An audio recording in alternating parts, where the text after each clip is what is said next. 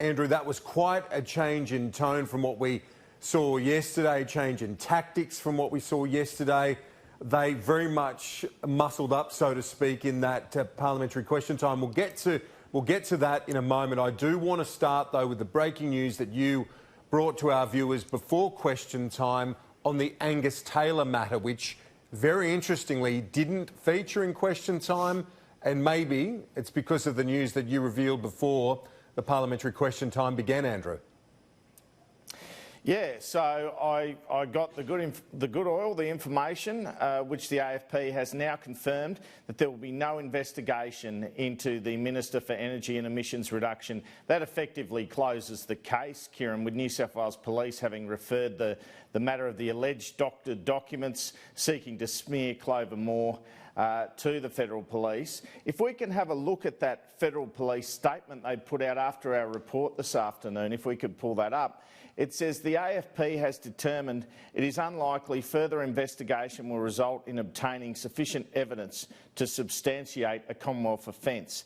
The AFP assessment of this matter identified there is no evidence to indicate the Minister for Energy and Emissions Reduction was involved in falsifying information. And Kieran, it goes on even further with something quite interesting for a police statement and says the low level of harm and the apology made by the Minister for Energy and Emissions Reduction to the Lord Mayor of Sydney, along with the significant level of resources required to investigate, were also factored into the decision not to pursue this matter. So they're basically saying it's too low level, it's a waste of our resources and time to take this matter on, and the Minister apologised. I predicted this outcome. I don't think many wouldn't have predicted it. The AFP, of course, comes under the auspices of federal government.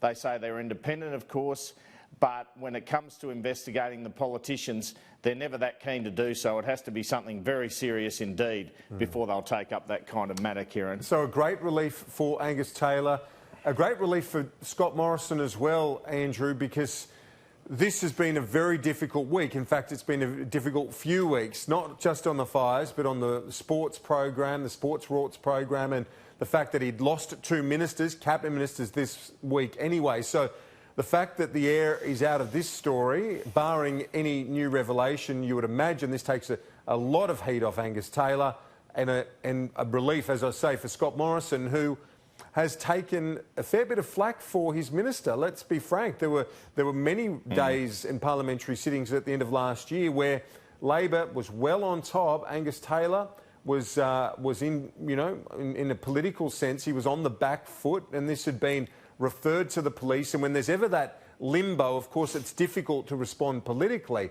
But Andrew, a great relief today, not just for the Energy Minister, but for his boss as well. Yeah, and let's not forget, Kieran, that some of that pain the Prime Minister felt was self-inflicted from that phone call he made to the New South Wales Police Commissioner, which I think most would agree was not quite appropriate, where he queried where the case was at. And that really blew it up further late last year. Instead, the Police Commissioner, I guess, said, well, if an offence occurred, it occurred in Canberra.